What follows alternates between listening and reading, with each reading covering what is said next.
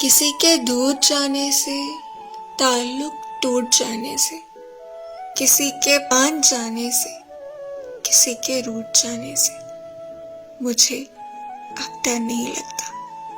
किसी को आजमाने से, किसी के आजमाने से, किसी को याद रखने से, किसी को भूल जाने से मुझे अब डर नहीं लगता।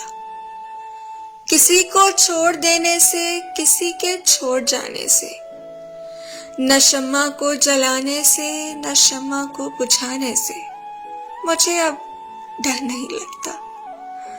अकेले मुस्कुराने से, कभी आंसू बहाने से, न इस सारे जमाने से, हकीकत से फसाने से मुझे अब डर नहीं लगता।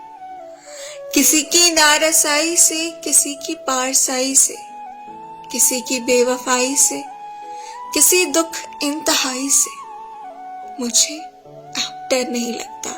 न तो इस पार रहने से, न तो उस पार रहने से, न अपनी जिंदगानी से, न एक दिन मौत आने से मुझे अब डर नहीं लगता। मुझे अब डर नहीं लगता।